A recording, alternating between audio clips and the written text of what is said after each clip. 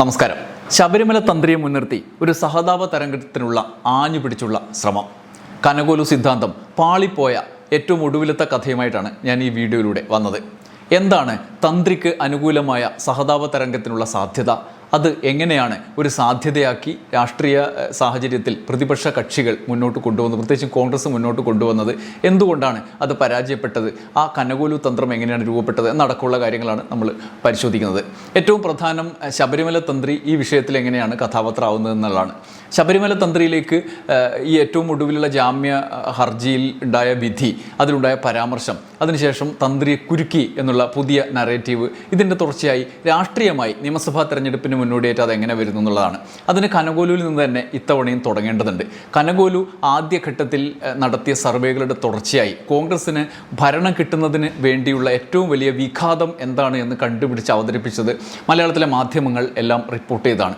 അതിൻ്റെ കാരണം മധ്യ കേരളത്തിൽ ഈ തദ്ദേശ തെരഞ്ഞെടുപ്പിലുണ്ടായ വിജയത്തിൻ്റെ കൂടി അടിസ്ഥാനത്തിൽ മധ്യ കേരളത്തിൽ തിരുവിതാംകൂർ ഉൾപ്പെടുന്ന സാഹചര്യത്തിൽ രാഷ്ട്രീയ മുന്നേറ്റം ഉണ്ടാക്കാൻ കഴിയുന്നില്ല. അതിന് വരേണ്യ ഹൈന്ദവ വോട്ടുകളുടെ അഭാവം അത് ആർജിച്ചെടുക്കാൻ ഇപ്പോഴും കഴിഞ്ഞിട്ടില്ല എന്നുള്ളതാണ്. അതുകൂടി ഉണ്ടെങ്കിലേ ഭരണം പിടിക്കുക സാധ്യമാവും എന്നുള്ളതാണ്. അതിൻ്റെ തുടർച്ചയായിട്ട് കഴിഞ്ഞ നാളുകളിൽ വലിയ തോതിലുള്ള രാഷ്ട്രീയ ചർച്ചകൾക്കുള്ള അരങ്ങൊരുക്കുന്നത് നമ്മൾ കണ്ടതാണ്. ശബരിമല സ്ത്രീ പ്രവേശനവുമായി ബന്ധപ്പെട്ട് സുപ്രീം കോടതിയിലുള്ള കേസുമായി ബന്ധപ്പെട്ട മുദ്രാവാക്യങ്ങൾ നമ്മൾ കണ്ടു. അതിൻ്റെ ഒടുവിലത്തേതാണ് തന്ത്രിയുമായിട്ടുള്ള ഈ കോടതി വിധിയുടെ തുടർച്ചയായിട്ടുള്ള നീക്കം. ഇതാണ് സാഹചര്യം. എന്നിട്ട് അതെങ്ങനെയാണ് പാളിപ്പോയത് എന്നാണ് നമ്മൾ ഈ വീഡിയോയിൽ ഇന്നത്തെ സാഹചര്യം പരിശോധിക്കുന്നത്. ആദ്യം എന്താണ് രാഷ്ട്രീയ സാഹചര്യം എന്നുള്ളത് പ്രധാനമാണ്. തന്ത്രിക്ക് അനുകൂലമായ ജാമ്യവിധി മറ്റ് എല്ലാ പ്രതികൾക്കും, ഒരുവിധം എല്ലാ പ്രതികൾക്കും ജാമ്യം കിട്ടി. അക്കൂട്ടത്തിൽ തന്ത്രിക്കും 41 ദിവസത്തിന് ശേഷം കിട്ടി.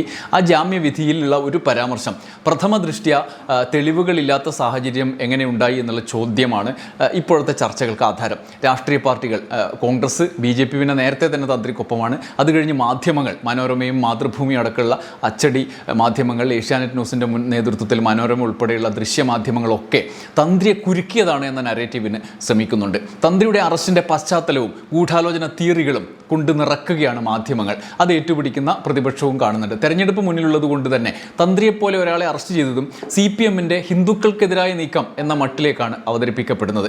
ആദ്യം BJP അതിശക്തമായി ഉന്നയിച്ച കാര്യമാണിത്.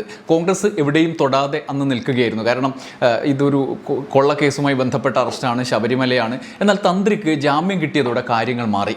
ജാമ്യ ഉത്തരവിലെ പരാമർശം അത് കോൺഗ്രസിനെ അതിശക്തമായി രംഗത്ത് വരാനുള്ള കാരണമാക്കി മാറ്റി കോൺഗ്രസ്. മറ്റൊരു പ്രതിക്കുമില്ലാത്ത വിശുദ്ധി തന്ത്രിക്ക് മാത്രം എങ്ങനെ കൈവരും എന്നുള്ളൊരു ചോദ്യം പക്ഷേ അവിടെ അവശേഷിക്കുന്നുണ്ടായിരുന്നു. തെരഞ്ഞെടുപ്പിന് മുന്നോടിയായുള്ള രാഷ്ട്രീയ ഗോതയിൽ തന്ത്രിയെ മുഖ്യ കഥാപാത്രമാക്കിയുള്ള നാടകത്തിൻ്റെ ഭാവി പ്രധാനമാണ്. ഈ സാഹചര്യം എന്താണ്? ആദ്യം തന്ത്രിയെ സ്വതന്ത്രനാക്കിയ കൊല്ലം വിജിലൻസ് കോടതി വിധിയുടെ പശ്ചാത്തലമാണ് പ്രധാനം. ശബരിമല സ്വർണ്ണക്കൊള്ള കേസിൽ നേരിട്ടുള്ള പങ്കുള്ള പ്രതികളെ കൂടാതെ 2 CPM നേതാക്കളായ N വാസുവും പത്മകുമാറും കോൺഗ്രസിൻ്റെ BJP സംഘടനാ നേതാക്കളും ഒക്കെ അറസ്റ്റിലായതിനു ശേഷമാണ് തന്ത്രിയിലേക്ക് എത്തിയത്.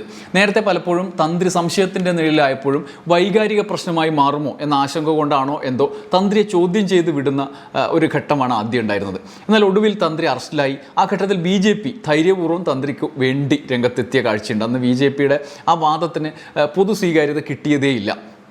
തന്ത്രിയുടെ സഹോദരി ഭർത്താവ് BJPയുടെ മുതിർന്ന നേതാവ് എന്നതിനപ്പുറത്ത് തന്ത്രിയെ മുൻനിർത്തിയുള്ള രാഷ്ട്രീയ പ്രചരണ സാധ്യത അതിന് പിന്നിലുണ്ട് എന്ന ആരോപണം അപ്പം തന്നെ ഉയർന്നിരുന്നു. NSS G. സുകുമാരൻ നായർ പരസ്യമായി തന്നെ തന്ത്രിയെ തള്ളിപ്പറഞ്ഞു.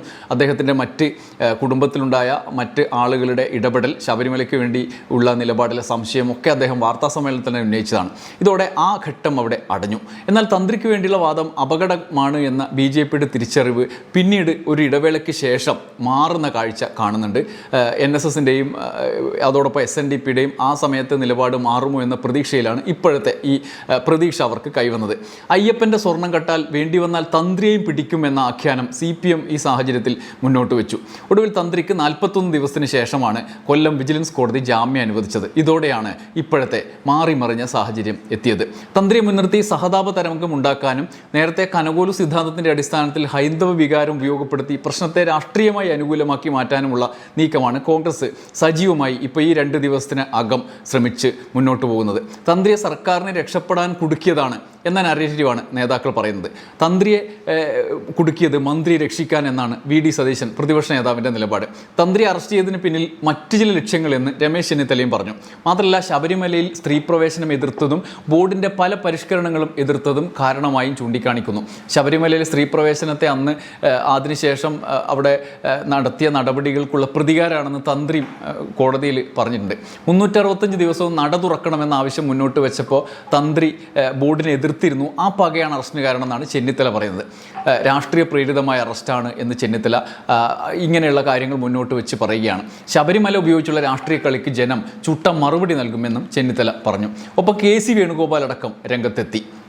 കെ.സി. പ്രത്യേക വാർത്താ സമ്മേളനം വിളിച്ചു. തന്ത്രി അറസ്റ്റ് ചെയ്ത കേസിൽ അദ്ദേഹത്തിനെതിരെ തെളിവിൻ്റെ ഒരു കണിക പോലും ഇല്ല എന്ന കോടതിയുടെ കണ്ടെത്തൽ സംസ്ഥാന സർക്കാരിനും അന്വേഷണ സംഘത്തിനും ഏറ്റ കനത്ത പ്രഹരമാണെന്നാണ് കെ.സി. പറയുന്നത്. യുവതീ പ്രവേശന വിഷയത്തിൽ സർക്കാരിൻ്റെ ഗൂഢലക്ഷ്യങ്ങൾക്ക് കൂട്ടുനിൽക്കാതെ ക്ഷേത്രത്തിൻ്റെ പവിത്രത സംരക്ഷിക്കാൻ നടയടച്ചതിലുള്ള രാഷ്ട്രീയ വൈരാഗ്യം തീർക്കാൻ ആണ് തന്ത്രിയെ തെളിവില്ലാതെ 41 ദിവസം ജയിലിലടച്ചത്.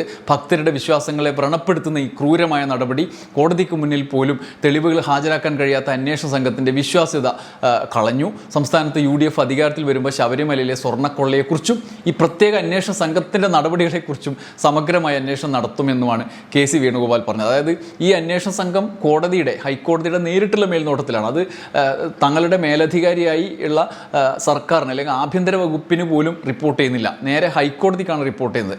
ഇത്രയും കാലം അങ്ങനെയുള്ള അവിശ്വാസം 2 തവണയാണ് കോൺഗ്രസ് രേഖപ്പെടുത്തിയത്. ഒന്ന്, കോൺഗ്രസിൻ്റെ അടൂർ പ്രകാശും ഒപ്പം ആൻ്റണിയും അടക്കമുള്ള ആളുകളിലേക്ക് കാര്യങ്ങൾ എത്തിയപ്പോഴാണ്.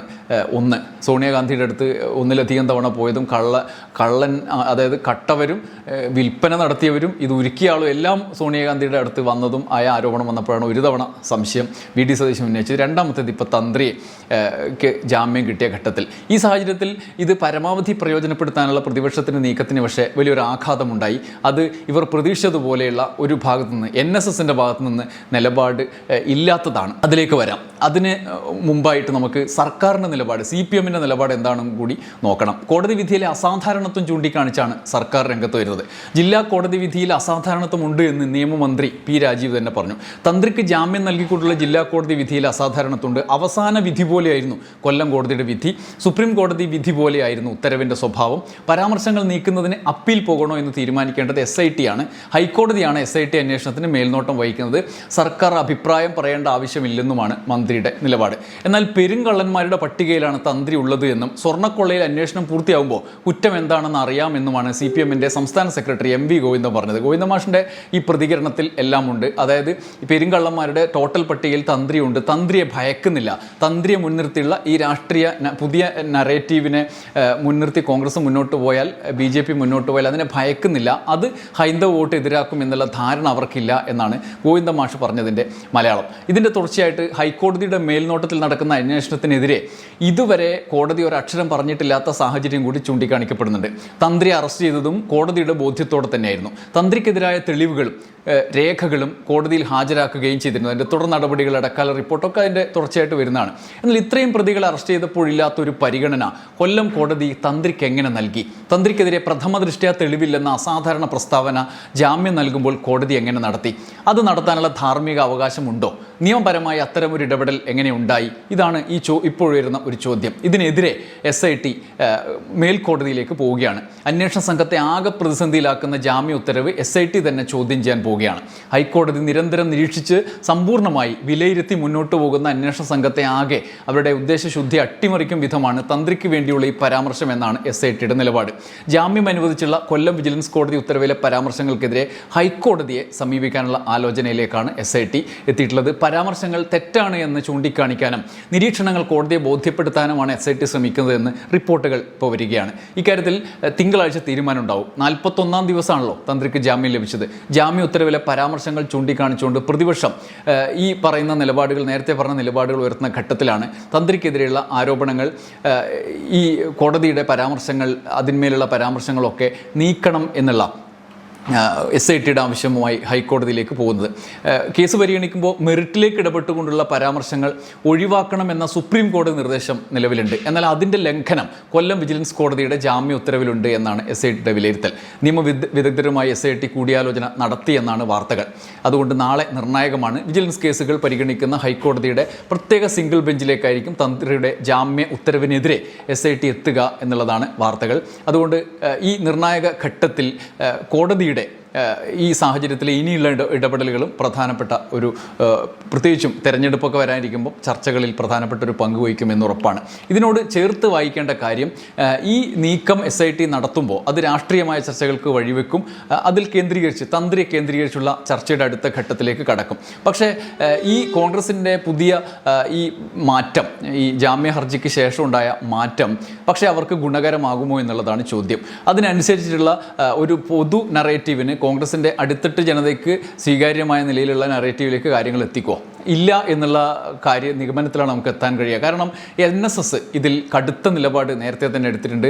കട്ടവനാരായാലും അതിന് കൂട്ടുനിന്നതാരായാലും അവർക്കെതിരെ അങ്ങേയറ്റത്തെ നടപടി സ്വീകരിക്കണം SIT എന്നുള്ളതാണ്. മാത്രമല്ല SIT ഹൈക്കോടതി മേൽനോട്ടത്തിലായതുകൊണ്ട് സർക്കാരിൻ്റെ ഇടപെടലിനെ കുറിച്ചുള്ള സംശയവും NSSനില്ല. അത് തന്ത്രി അറസ്റ്റ് ചെയ്ത ഘട്ടത്തിൽ സുകുമാരൻ നായർ പരസ്യമായിട്ട് തന്നെ വ്യക്തമാക്കിയ കാര്യവുമാണ്. ആ നിലപാട് ഈ ജാമ്യ ഹർജി പരിഗണിച്ച് ജാമ്യം അനുവദിച്ചതിന് ശേഷം മാറുമെന്ന പ്രതീക്ഷയിലായിരുന്നു കോൺഗ്രസ് നിലപാട് പ്രഖ്യാപിച്ചത്. തന്ത്രിക്ക് സഹതാപപൂർണമായ നിലപാടുമായി നേതാക്കൾ രംഗത്ത് വന്നത്, KC വേണുഗോപാലും രമേശ് ചെന്നിത്തലയും VD സതീശനും രംഗത്ത് വന്നതും. എന്നാൽ NSS ഈ കാര്യത്തിൽ അവർക്ക് അനുകൂലമായ നിലപാടിലല്ല എന്നുള്ളതാണ് ഒടുവിലത്തെ റിപ്പോർട്ടുകൾ. അതുകൊണ്ട് ഈ തിയറി, കനകോലുവിൻ്റെ ഈ തിയറി, ഈ ശബരിമലയെ കേന്ദ്രീകരിച്ച് യുവതീ പ്രവേശന കാലത്തുണ്ടായതുപോലുള്ള ഒരു ഏകീകരണം വോട്ടിൽ നടത്താമെന്നും അതനുസരിച്ച് നിലവിലെ മുസ്ലിം ഏകീകരണത്തിന് ശേഷം ഹിന്ദു ഏകീകരണം നടത്താമെന്നും, അങ്ങനെ ഈ അവർക്ക് ഭരണത്തിലെത്താനുള്ള തിരുവിതാംകൂർ ഭാഗത്തും മധ്യ കേരളത്തിലുമുള്ള ഈ പിന്തുണക്കുറവിനെ പരിഹരിക്കാം എന്നുമുള്ള നീക്കമാണ് ഈ പശ്ചാത്തലത്തിൽ, വിധിയുടെ പശ്ചാത്തലത്തിൽ നടത്തിയിരുന്നത്. അത് പക്ഷേ പാളിപ്പോകും എന്നാണ് NSSൻ്റെ നിലപാടിൽ നിന്നും നമുക്ക് നിഗമനത്തിൽ എത്താൻ കഴിയുക. NSSൻ്റെ നിലപാട് ഈ ഘട്ടത്തിൽ അവർ മാറ്റുന്നില്ല എന്നുള്ളത് തന്നെയാണ് പ്രധാനപ്പെട്ട കാര്യം. അതുകൊണ്ട് ഈ തന്ത്രിയെ മുൻനിർത്തിക്കൊണ്ടുള്ള ഈ പ്രചരണം ഇനി അധിക നാൾ മുന്നോട്ട് കൊണ്ടുപോകാൻ കഴിയാത്ത നിലയിലേക്ക് എത്തുകയാണ് എന്നുള്ളതാണ് പ്രധാനപ്പെട്ട കാര്യം. തുടർ നിലപാടുകളും അതിൻ്റെ വിവാദങ്ങളും കാത്തിരുന്ന് തന്നെ കാണാം. നന്ദി, നമസ്കാരം.